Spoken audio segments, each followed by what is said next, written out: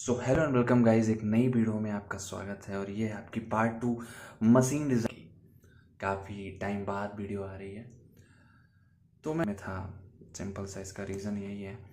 और कोई हाँ नहीं यार ऐसा कि वीडियो नहीं बनाना है, कुछ ऐसा नहीं। अभी वापस आ गए हैं। वैसे भी आपकी थिंक बढ़ गई है जो कि 7 या 8 से है, ठीक है। कोई चिंता की बात नहीं है, फिर से कवर अप करवा देंगे। तो ये पार्ट 2 है आपका मशीन डिज़ाइन यूनिट 1 का। इसमें हम लोग बात करते हैं जल्दी से factors that govern selection of material in MD. तो मशीन डिज़ाइन में अगर कोई एक मटेरियल आप ले रहे हो कि हाँ मशीन उससे कैसे बनेगी, तो कौन कौन से फैक्टर्स बहुत ही ज़्यादा इंपॉर्टेंट हैं, बहुत ही ज़्यादा क्रूशियल हैं, उनके बारे में जानते हैं। तो अवेलेबिलिटी, जैसे सपोज़ हम एक बोट बनाने की कंपनी रखना चाहते हैं, ठीक है। जैसे हमने एक बोट है और उसको टेस्ट भी करना है, तो सबसे पहले अवेलेबिलिटी पे जाएंगे कि हमारी बोट जिस मटेरियल से बनेगी क्या वो मटेरियल अगल बगल अवेलेबल है नहीं। जैसे अगर आप बहुत ही ज़्यादा प्लेन एरिया में रहोगे, सिटी एरिया में रहोगे, तो वहाँ पे मटेरियल हो सकता है ना अवेलेबल हो।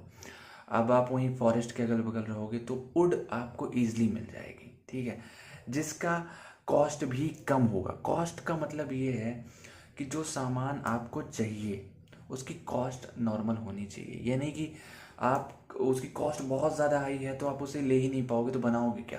प्रोडक्शन पे बहुत बड़ा इफेक्ट पड़ता है कॉस्ट का। तो आपके पास कॉस्ट भी बहुत ज़्यादा मायने रखती है। फिर मैकेनिकल प्रॉपर्टीज, अगर आप बोट बना रहे हो तो बोट में ये भी होना चाहिए ना कि लकड़ी मजबूत हो, लकड़ी जल्दी से, लकड़ी में कोई प्रॉब्लम ना हो, जल्दी से सड़े ना, उस पर पेंट करना है ना। अगर आप स्टील की बना रहे हो या फिर लोहे की बना रहे हो, स्टील की नहीं होती है, लोहे की बना रहे हो, तो लोहे में जंग ना लगे, इसके लिए आपको उसको कोरोजन से प्रिवेंट करने के लिए पेंट करना पड़ेगा, राइट। तो ये सारी चीज़ें मायने रखती हैं एक मटेरियल के सिलेक्शन में, मशीन डिज़ाइन में। फिर चौथा पॉइंट है मैन्युफैक्चरिंग कंसिडरेशन। मैन्युफैक्चरिंग कंसिडरेशन का मतलब यही है कि अगर कोई सामान, कई बार क्या होता है कि हम लोग सस्ते मटेरियल लेते हैं और उनकी मशीनेबिलिटी, मतलब उनका प्रोसेसिंग जो रहता है वो बहुत ही ख़राब होता है ना, सस्ते मटेरियल्स का। बल्कि वहीं पे अगर हम कोई महंगा मटेरियल ले लें, लाइक जैसे लेदर का एग्जांपल लेते हैं, अगर आप एक नॉर्मल लेदर लेते हो, नकली लेदर लेते हो, तो उसकी मशीनेबिलिटी थोड़ा हार्ड होगी। वहीं प्योर लेदर लोगे तो वो जल्दी से मशीनेबल हो जाएगा, हर एक चीज़ें आप अच्छे से कर पाओगे उसमें। तो इससे क्या होगा, कहीं कहीं आप देखोगे अगर आपने ख़राब मटेरियल लिया तो आपका प्रोडक्शन पे कैसे इफेक्ट आएगा। मशीन ज़्यादा टाइम लेगी, मशीन ख़राब हो सकती है, इसलिए आपका प्रोडक्शन कॉस्ट वैसे भी बढ़ गया। वहीं पे आपने 10,000 का नॉर्मल प्योर लेदर लिया, ठीक है, उससे जब आप मशीनेबिलिटी करोगे तो मटेरियल महंगा था मगर काम आपका जल्दी हुआ। तो वही मैन्युफैक्चरिंग कंसिडरेशन उसमें आ जाता है। फिर अब बात करते हैं हम लोग fatigue failure and its mechanism की।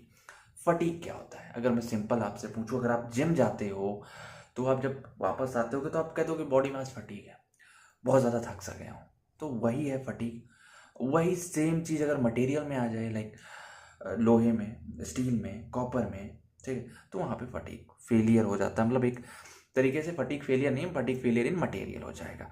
एंड इट्स मैकेनिज्म, तो मैकेनिज्म क्या होता है, देखो, when a material is subjected to repeated stresses it fails at stresses below yield point. अब जैसे ये पेन है मेरे पास, ठीक है, इस पेन में अगर मुझे इसको यहाँ से तोड़ना है तो मैं क्या करूँगा, यहाँ से इस पॉइंट से स्ट्रेस लगाऊंगा, नहीं टूट रही, नहीं टूट रही, मगर मैं दोनों आगे पीछे कर रहा हूँ, तोड़ के नहीं दिखा, ठीक है, महंगी पेन है मेरी, तो इसको इधर उधर कर रहा हूँ मैं और ये टूट नहीं रहा है।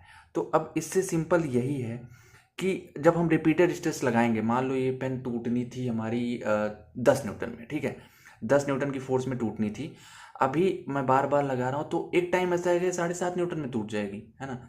अभी 10 न्यूटन ये सह सकती है, मगर अब एक टाइम ऐसा है कि 7.5 में ही टूट जाएगी। वही होता है आपका रिपीटेड स्ट्रेसेस, और it fails at stresses below yield point, मतलब जितने पे इसको टूटना था उससे कम में भी ये टूट जाएगी, ठीक है। तो ये होता है फटीग फेलियर। और caused by means of progressive cracks formation, तो बार बार अब जब इस पे फोर्स लग रहा हूँ इसमें क्रैक हो गए होंगे, माइक्रोस्कोपिक लेवल पे बहुत सारे क्रैक्स आ गए होंगे, वो अभी दिख नहीं रहे। अगर मेरी पेन टूटी ना, सोच लेना तुम लोग। चलो कोई नहीं। अब थर्ड है properties considered in designing shafts. तो ये प्रॉपर्टी आपकी शाफ्ट डिजाइन करने में कंसीडर की जाती है। जैसे कोई भी मटेरियल होता है, सबसे पहले अगर आप बाइक लेते हो तो उसके हर एक मटेरियल की प्रॉपर टेस्टिंग होती है। तो टेस्टिंग पर्पज से बहुत ही ज़्यादा इंपॉर्टेंट होता है फटीग फेलियर।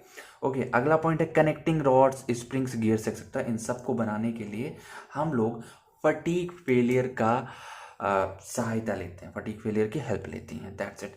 मैकेनिज्म्स की बात करते हैं तो मैकेनिज्म देखो क्या होता है। सबसे पहले स्टेप 1 है न्यूक्लिएशन ऑफ क्रैक। तो सबसे पहले जब आप इसको मैंने किया तो यहाँ पे क्रैक आ गया है, ठीक है अंदर।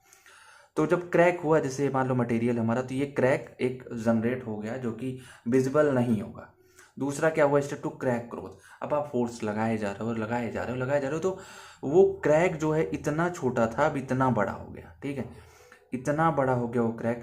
फिर crack growing to tiny size, अब ये क्रैक थोड़ा और बड़ा हो गया थर्ड स्टेप में। और फोर्थ में फ्रैक्चर, मतलब यहाँ थर्ड में आपको नॉर्मल आइज से दिखने लगेगा, ठीक है, नॉर्मल आइज से आपको थर्ड वाले में दिखने लगेगा। और फोर्थ में फ्रैक्चर, ये पेन दो भागों में अलग अलग हो जाएगी। That's it. अब बात कर लेते हैं, ये एक फिगर और है, आप इससे भी समझ सकते हैं। देखो सबसे पहले क्या हुआ, हमने हाई लोड लगाया तो क्रैक आया, जो कि हमें नहीं दिखाई दिया, माइक्रोस्कोपिक लेवल पे हमको नहीं दिखाई दिया। नंबर 2 पे फिर हमने हाई लोड और साइक्लिक लोडिंग की, जितना लगाए थे उतना ही लगाए, तो अभी क्या हुआ, क्रैक थोड़ा सा पड़ा। तीसरे में क्या, हाई लोड, साइक्लिक लोडिंग और नाउ विजिबल डिवाइस। अब ये आंखों को दिखने लगेगा, पहले में नहीं दिखा, दूसरे में नहीं दिखा, तीसरे में दिखने लगेगा। अब जब दिखा तो कुछ किया नहीं, उसके बाद भी आपने एक बार लोड लगाया, हो सकता है यहाँ पे जितना लोड आपने यहाँ मान लो 10 न्यूटन लगाया, यहाँ पे भी 10 लगाया, यहाँ पे भी 10 लगा, यहाँ पे बारी इतनी है 10 ना लगाओ, अगर आप यहाँ पे 8 भी लगाओगे तो भी टूट जाएगा। अब ये फ्रैक्चर यहाँ पे ब्रेक हो गया। तो ये फिगर आपको बनानी है, ठीक है, बोलना नहीं, अगर चाहो तो ये, बट उससे बेटर फिगर ये लग रही है, ठीक है। इसमें आप दिखा सकते हो इस बॉल को भी या इस सर्कुलर को भी आप ऐसे करके और यहाँ ऐसे दिखा सकते हो, ठीक है, दो पार्ट में टूट गया है, ऐसा दिखाना है आपको। ओके, तो अगला जो इम्पोर्टेंट क्वेश्चन बन के आता है या आ सकता है वो आपका होगा शॉर्ट नोट्स का, मतलब 5 नंबर में पूछा जा सकता है, उसके साथ एक न्यूमेरिकल ऐड कर सकते हैं, या फिर 5-5 में 2 पूछे जा सकते हैं 10 नंबर के। तो ये क्वेश्चन है यहाँ से। पहला है सिग्मा एन कर्व। तो सिग्मा एन कर्व होता क्या है, तो सिग्मा एन कर्व है आपका graphical representation between stress amplitude sigma versus the number of stresses, ठीक है, यहाँ पे नंबर लिख दिया है मैंने, ये आपका नंबर हो जाएगा, the number of stresses before the fatigue failure on graph. तो आपका सिग्मा और एन है ना, सिग्मा और एन, ये नंबर ऑफ स्ट्रेसेस किसको, इसको हम लोग एन से डिनोट करते हैं। तो इन दोनों के बीच का ये ग्राफिकल रिप्रेजेंटेशन होता है सिग्मा एन कर्व। और दूसरी चीज, इसको हम लोग वूलर डायग्राम भी बोलते हैं, WOHLER। तीसरा, standard method of representing fatigue data. तो फटीग डेटा को रिप्रेजेंट करने के लिए एक स्टैंडर्ड मेथड होता है, बट इसकी एक लिमिटेशन है कि ये सिर्फ और सिर्फ फेरस मेटल्स के लिए ही वैलिड होता है, ठीक है। अब डायग्राम देख लो, डायग्राम में 0 1 2 3 4 5 6, यहाँ पे आपका सिग्मा है, इधर 3 6 9 12 15 18, कुछ भी कर सकते हो, 1 2 3 करके भी कर सकते हो, मगर उतना लंबा आपको ग्राफ नहीं खींचना है। तो इधर आपका एन। अब देखो यहाँ से ले करके यहाँ तक फेलियर पॉइंट्स हैं, और ये फटीग लिमिट है, और अंदर का जो एरिया है उसमें endurance limit stress. That's it. ये डायग्राम आपको अच्छे से याद कर लेना है। 3 डायग्राम बताऊंगा, 3 नहीं, इसमें सिर्फ 2 बताऊंगा, एक सिग्मा एन कर्व का और अगला जो है लो साइकिल फटीग, जिसमें हाई साइकिल फटीग भी आ जाती है। तो ये दोनों क्वेश्चन आपको अच्छे से रटे रहने चाहिए, और फिर हम लोग देखते हैं। अब देखो लो साइकिल फटीग में क्या होता है, any fatigue failure when the number of stress cycles are less than 1000। तो ये ऐसी फटीग फेलियर है जब स्ट्रेस साइकिल्स जो हैं, जो नंबर ऑफ स्ट्रेस साइकिल है वो 1000 से कम, ठीक है। और सेम गोज टू, अब जब हाई साइकिल की बात करेंगे तो 1000 से ज़्यादा बोल देंगे, ठीक है। एग्जाम्पल्स क्या है, failure of short live devices missiles, ठीक है। दूसरा फेलियर ऑफ सेट स्क्रूज, तीसरा failure of studs on truck wheels. तो ये इन जगहों पे यूज किया जाता है। और ये रहा डायग्राम, आपका डायग्राम देख लो, sigma N as it is, sigma N curve जैसा ये भी है, और इसका जो है हमने सिंपली ड्रॉ किया है, यहाँ से ले करके हमारा ये सिग्मा है, इस पर हमारा एन है 0 2 जितना 8 तक, ये हमारा एंड्योरेंस लिमिट लगभग सेम है, ठीक है, डायग्राम लगभग सेम है, बस इसमें एक जगह लो साइकिल फटीग है और हाई साइकिल फटीग है। तो याद कर लेना है, वैल्यूज भी थोड़ा चेंज है, तो वो आप मैनेज कर ले जाओगे, ठीक है। ये जो प्लस से दिखाए गए हैं ये पॉइंट्स आपके फेलियर पॉइंट्स में आते हैं। That's it. इसमें आपको ये और सिग्मा एन कर्व और लो साइकिल फटीग पे बहुत ज़्यादा ध्यान देना है। मगर एक टॉपिक और रह जाता है जो कि आपका माइनर्स इक्वेशन है। माइनर्स इक्वेशन वैसे बहुत डीप में तो आने की चांसेस, आपको फॉर्मूला याद होना चाहिए। तो n1/n1 plus n2/n2 plus dot dot dot Ni/Ni is equal to 1, ये आपका फॉर्मूला होता है। ठीक है, उसके साथ साथ मतलब इसको ध्यान रखना है, आपको भूलना नहीं इसको, क्योंकि अब इसमें n की वैल्यू वगैरह देख लेना। ठीक है, n1 होता है आपका number of stress cycles before fatigue failure if only the completely reverse stress sigma 1 is acting. तो सिंपल है, इसको मैं कह सकता हूँ कि आप इग्नोर कर सकते हो। ठीक है, पूछा जाएगा तो बस इतनी क्वेश्चन लिख दोगे, ठीक ठाक नंबर मिल जाएगा। इसमें कुछ खास है नहीं जो मैं बताऊँ। एक पॉइंट मैं थोड़ा सा भूल गया हूँ, उसको मैं आपको क्वांटम समझा दे रहा हूँ। ये है आपका stress time curve for fluctuating and repeated stresses. ये पूछा जा सकता है क्योंकि आया नहीं है उसे आज से पहले, बट ध्यान से देखो, ये आपका रिपीटेड स्ट्रेसेस का डायग्राम है और ये आपका फ्लक्चुएटिंग स्ट्रेसेस का डायग्राम है। डिफरेंस क्या है, इसमें सिग्मा मिनिमम कितना है 0 और इसमें सिग्मा मिनिमम क्या है नेगेटिव। तो इसमें नेगेटिव नहीं होता है, इसमें नेगेटिव होता है। ये साइकिल आपकी यहाँ से चलती है और यहाँ से ऐसे जाती है, इतना आपका सिग्मा m हो जाता है, सिग्मा b हो जाता है, सिग्मा b और सिग्मा b और सिग्मा m। तो m होता है हमारा मीन एवरेज, ठीक है, मीन स्ट्रेस, और v होता है हमारा वेरिएबल स्ट्रेस। तो ये सारी चीज़ें हम आगे देखेंगे न्यूमेरिकल्स में, मगर ये डायग्राम याद कर लेना। ठीक है, तो 3 डायग्राम मैंने बताए हैं अब तक, तीनों डायग्राम रट लेना, उससे ज़्यादा कुछ नहीं है। तो चलिए अब बात कर लेते हैं इंपॉर्टेंट न्यूमेरिकल्स की। तो इंपॉर्टेंट न्यूमेरिकल्स देख लो भैया, 1.20, 1.21, 1.24, 25, 26, इतने न्यूमेरिकल्स आपके बहुत ज़्यादा इंपॉर्टेंट है। और इंपॉर्टेंट फार्मूलाज की बात कर लें तो पहला है गुडमैन फार्मूला। तो गुडमैन भैया ने बहुत लंबी चौड़ी थ्योरी दी है, थ्योरी का कुछ खास उपयोग नहीं है, फॉर्मूले याद रखना सब चीज़। इसमें FOS होता है factor of safety, sigma m होता है मीन एवरेज, सिग्मा UT होता है ultimate tensile stress, sigma B होता है वेरिएबल स्ट्रेस और सिग्मा E होता है इंड्योरेंस लिमिट। ठीक है, KA, KB, KC और KF, ठीक है, ये आपके सारे कांस्टेंट फैक्टर हो जाते हैं। और सेम इसी फॉर्मूले को मोल्ड करके इस तरीके से भी हम लोग लिख सकते हैं। सेकेंड है जर्बर फार्मूला, जिसका होता है 1/FOS is equal to sigma m, sorry I think यहाँ पे थोड़ा सा गड़बड़ी है, ये फॉर्मूला मुझे चेक करने दो। 1/FOS इज इक्वल टू होता है क्या, जी एकदम सही है। ठीक है, तो 1/FOS is equal to sigma n upon, थोड़ा सा वेट कर लीजिए आप, फिर हम समझाते हैं आपको।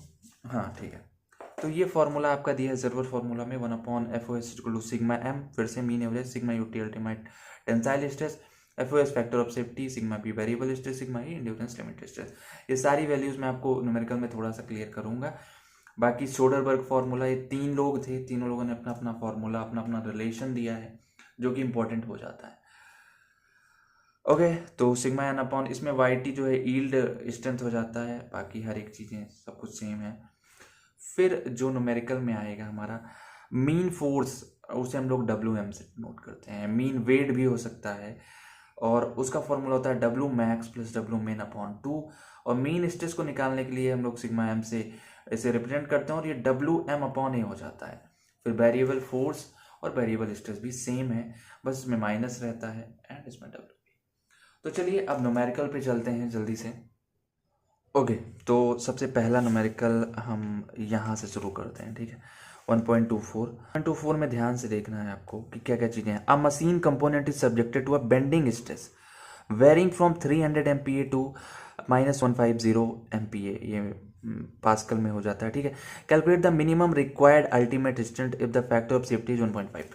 ध्यान से देखो इसे कि हो क्या रहा है यहाँ पे। सबसे पहले ये जो पॉजिटिव वैल्यू दी गई है ना, ये आपका हो जाएगा सिग्मा मैक्स, स्ट्रेस है, पहली चीज स्ट्रेस है। अगर यहाँ पे फोर्स होता, ठीक है, तो वहाँ पे हमारा फॉर्मूला कौन सा लगता, W वाला लगता। ठीक है, W मैक्स, जिसके बाद हम लोग सिग्मा निकालते। ठीक है, तो ये चीज़ें इसमें नहीं करनी है, इसमें डायरेक्ट स्ट्रेस दे रखे हैं तो हमारा काम हो जाता है। स्ट्रेस दिए हैं तो अब हमें करना क्या है, सिग्मा मैक्स हमें 300 MPa पता है, सिग्मा मिन जिसमें माइनस लगा होगा वो सिग्मा मिनिमम होगा। अगर मान लो ये सिग्मा इतना दिए हैं, ठीक है, मैक्स वैक्स नहीं दिए हैं, बस दिए हैं कि बेरिंग फ्रॉम, मतलब बेरिंग भी नहीं है, इज 300 MPa, तो आपको मानना पड़ेगा वो -300 MPa, ठीक, जो मिनिमम वाला रहेगा, बट मानना रहेगा। तो ये आपका 300 MPa होगा मैक्सिमम, -150 MPa हो गया minimum. Calculate the minimum required, तो सबसे पहले टर्म्स को क्लियर कर लेते हैं कि टर्म्स क्या है, ठीक है। अब चलिए इसी में क्लियर हो जाएंगे। मिनिमम रिक्वायर्ड अल्टीमेट स्ट्रेंथ को हम लोग डिनोट करते हैं सिग्मा यू टी से, ठीक है। हाँ, सिग्मा यू टी से इसको डिनोट करते हैं। ये हमारा सिग्मा एम है, ठीक है। ये हमारा सिग्मा वी है, आई थिंक सो जी। नहीं, सिग्मा एम नहीं, ये आपका सिग्मा मैक्स है, ठीक है। ये आपका सिग्मा मिनिमम है। तो ये आपका सिग्मा मैक्स है, सिग्मा मिनिमम है। अब हम लोग सिग्मा एम और सिग्मा बी निकालेंगे। तो देखो, B know that the mean और एवरेज स्ट्रेस का फॉर्मूला मैंने पहले ही आपको बता दिया है। मीन स्ट्रेस का फॉर्मूला होता है W max plus W min upon 2। तो सिग्मा मैक्स का वही चीज़ है यहाँ पे, सिग्मा मैक्स प्लस सिग्मा मिन अपॉन में 2, जिसकी वैल्यू आ गई 75 MPa, ठीक है। पहली वैल्यू यहाँ से आ गई, ये 350 माइनस 150 अपॉन 2 हो गया। सेकेंड है वेरिएबल स्ट्रेस निकाल लिया सिग्मा बी। तो सिग्मा बी क्या हो जाएगा, सिग्मा मैक्स में से सिग्मा मिनिमम को माइनस करेंगे अपॉन में 2, और ये प्लस करके 225 MPa आ गया। यहाँ तक समझ गए। अगला स्टेप होगा हमारा अकॉर्डिंग टू जर्बर रिलेशन। तो जर्बर जी ने जो फॉर्मूला दिया है, ये फॉर्मूला दिया है, इसी फॉर्मूले को एज इट इज लिखा गया है, देखिए उठा के वहाँ लिख करके। अब ये जो फॉर्मूला, ये यहाँ पे समझो ना, sigma is equal to 0.5 sigma UT, ये रिलेशन है, इन दोनों के बीच का रिलेशन है। आपकी इंड्योरेंस लिमिट हमेशा अल्टीमेट स्ट्रेंथ की हाफ होती है, ठीक है। इंड्योरेंस लिमिट जो होती है आपकी हमेशा अल्टीमेट स्ट्रेंथ की, अल्टीमेट टेंसाइल स्ट्रेंथ की हाफ होती है।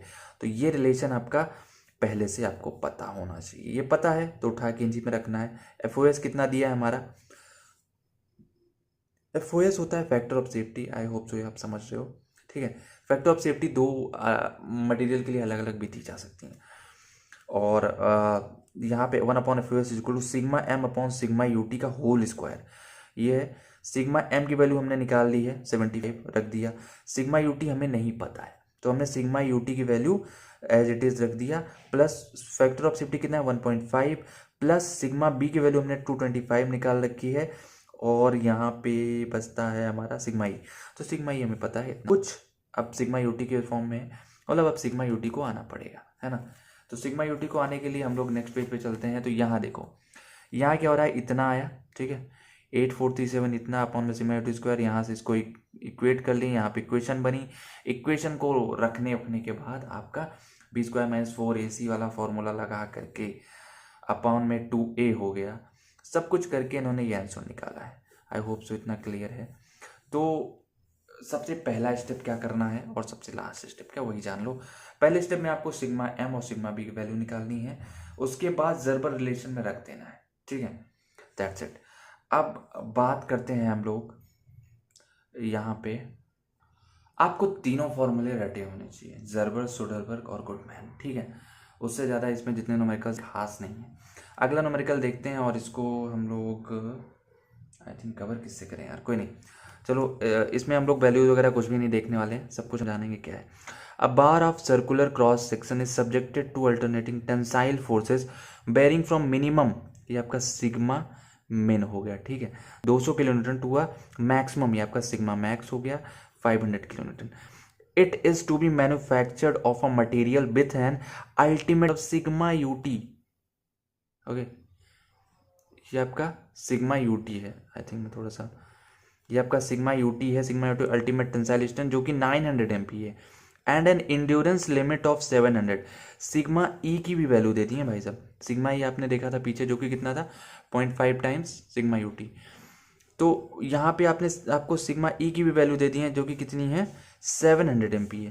Determine the diameter of bar using safety factors 3.5 related to ultimate tensile strength. तो ये एक नया पॉइंट है यहाँ पे, जो आपका क्या कह सकते हैं हम कि अल्टीमेट टेंसाइल स्ट्रेंथ है। सिग्मा एफओएस यू वो 3.5 दिए हैं, और एफओएस ई कितना दिए हैं 4 दिए हैं।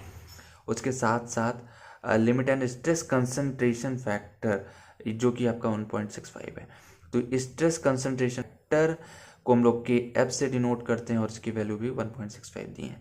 अब हमको बोले हैं कि use Goodman straight line as basis for design. करना क्या है, हमें डायमीटर निकालना है ना, diameter of bar by using Goodman formula. तो कोई बात नहीं, हम करते हैं इसको। देखो, let D is equal to diameter of bar in mm, ठीक है। डी हमने मान लिया कि बार का डायमीटर है mm में। सेकेंड पॉइंट, एरिया क्या होता है, पाई बाई 4 डी स्क्वायर। किसी भी एक सिलेंडर का, ठीक है, सर्कुलर क्रॉस सेक्शन, तो वो क्या आता है एरिया π/4d², ठीक। अब वो निकालने के लिए हमने π/4 और d² एज इट इज़, तो इसको हमने कैलकुलेट किया 0.7854, यहीं से वैल्यू आ गई है, ठीक है। बी नो दैट मीन और average force is equal to, तो मीन और एवरेज फोर्स का फॉर्मूला हमने पहले बताया था। अगर यहाँ पे स्ट्रेस होता, डायरेक्ट फोर्स ना होता, स्ट्रेस होता, तो हम लोग sigma max plus sigma men upon 2 कर देते, ठीक है। मगर यहाँ पे हम लोग W M is equal to W max plus W min upon 2 करते हैं, और यहाँ से हमको 350 किलो न्यूटन मिल जाता है, जिसको हम लोग न्यूटन में कन्वर्ट करते हैं तो इतना आता है। उसके बाद सिग्मा एम की वैल्यू निकालेंगे। सिग्मा एम की वैल्यू का फॉर्मूला हमने यहाँ पे बता दिया है, डब्ल्यू एम अपॉन ए, वही फॉर्मूला रखा गया। डब्ल्यू एम आया है हमारा इतना, ठीक है, और इसमें रख करके हमने इसकी वैल्यू निकाल ली। अब डब्ल्यू वी की बारी आई, तो डब्ल्यू मैक्स में से डब्ल्यू मिन अपॉन 2, 500 में से 200 गया और इतना, तो 150 इंटू 10⁻³ आया।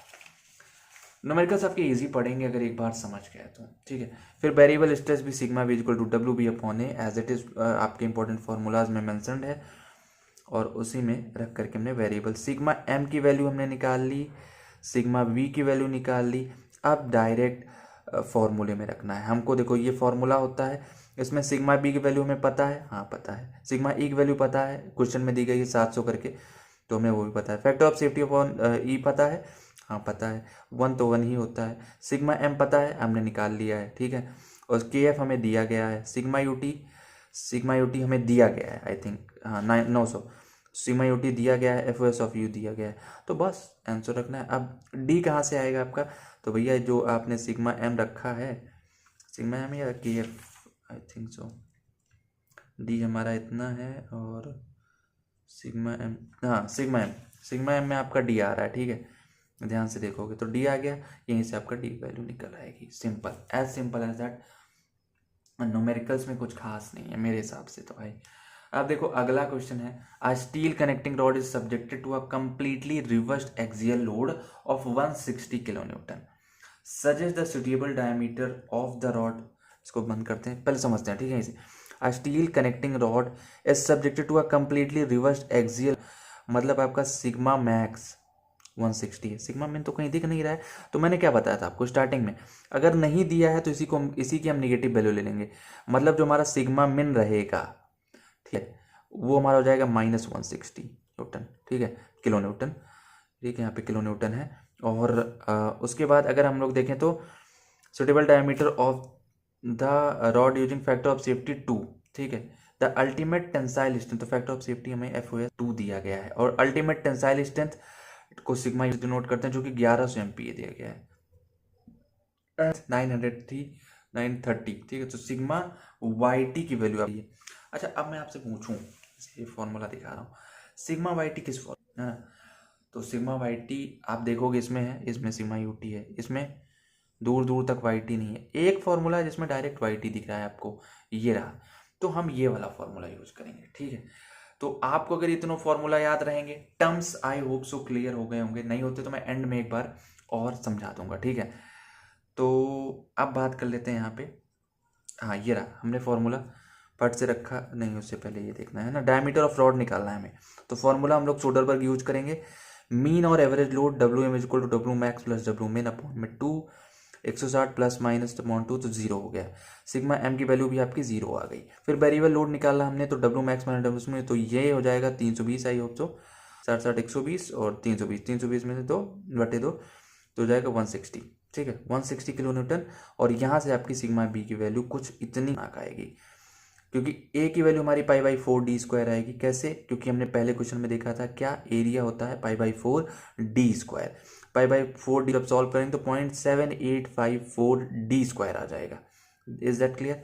यहाँ तक अगर क्लियर हो चुका है तो हम लोग चलेंगे कि हमने क्या निकाल लिया, सिग्मा एम निकाल लिया, सिग्मा बी निकाल लिया। अब सोडरबर्ग फॉर्मूले में रख देते हैं। FOS दिया है आपको, जी दिया है 2, तो यहाँ पे 2 रख दिया। सिग्मा एम दिया है, निकाल लिए 0, तो 0 हो गया।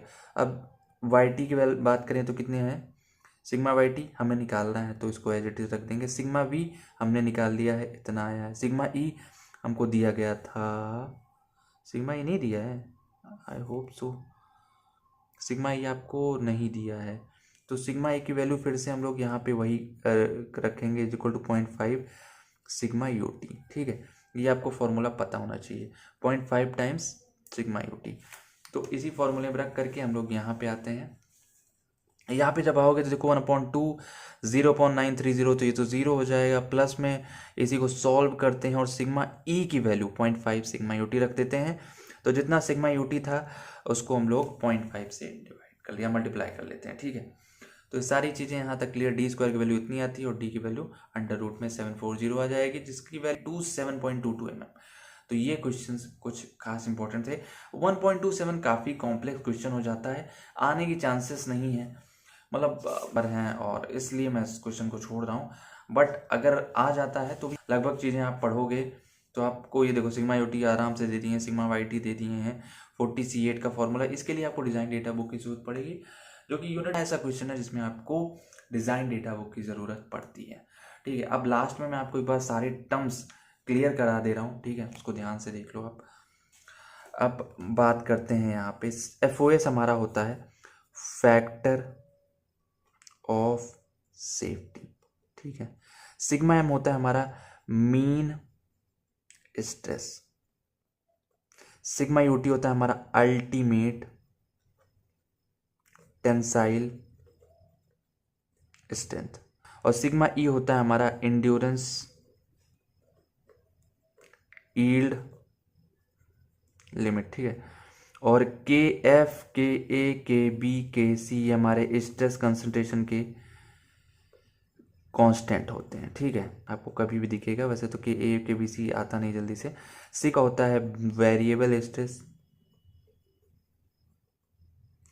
और कुछ खास जो बचा हो एक फॉर्मूला हो तो आपने देख ही लिया होगा ना, sigma is equal to 0.5 sigma U T. तो ये फॉर्मूला अगर आपने देख लिया है तो कोई दिक्कत नहीं होने वाली। और तो मेरे हिसाब से ये यील्ड स्ट्रेंथ होता है, अगर ये बताया नहीं है तो यील्ड स्ट्रेंथ। तो जो जिनके आगे नाम वैसा है वैसा ही है। ठीक है, ए से हमारा एरिया होता है, WM हमारा फोर्स हो जाएगा या स्ट्रेस हो जाएगा। कोई दिक्कत नहीं, आई होप सो। इतने सारे न्यूमेरिकल्स में ये तो पार्ट 2 में कुछ खास नहीं था, बस न्यूमेरिकल से, जो कि एक न्यूमेरिकल फिक्स आपका हो सकता है, लाइक गुडमैन, सोडरबर्ग और जर्बर फार्मूला में से। ठीक है, तो इतना ही कुछ था। अगर वीडियो पसंद आया तो लाइक करना, कोई डाउट है तो आप इंस्टाग्राम पे पूछ सकते हो। वैसे बहुत दिन से इंस्टाग्राम पे ऑनलाइन नहीं आए हैं, आ जाते हैं, और डेली 10 से 20 मैसेजेस हम आपके पढ़ेंगे और रिप्लाई करेंगे। तो रिप्लाई ज़्यादा एक्शन में होगा रदर देन कि आपसे मैं कुछ बोलूँ। आप जो बोले कि मुझे ये चीज़ चाहिए तो मैं वो प्रोवाइड करने के बाद आपको आंसर कर सकता हूँ। ठीक है, दैट्स इट। इस वीडियो में आया, और चैनल पे नए हो तो प्लीज़ सब्सक्राइब करिएगा और अपने बेस्ट फ्रेंड के साथ शेयर करिएगा। वीडियो को लाइक दीजिएगा अगर पसंद आया तो। नीचे कमेंट सेक्शन में बताइए कौन सा पार्ट, कौन सा टॉपिक आपको बहुत ही ज़्यादा अच्छे से समझ में आया, वीडियो कैसे लगी। मुझे आपका फीडबैक कमेंट सेक्शन में चाहिए, क्योंकि अगर कोई चेंजेस होंगे तो मैं उनको ले आऊँगा अगली बार से। ऑल्सो इंस्टाग्राम पे फॉलो कर लो, टेलीग्राम ज़रूर ज्वाइन करना।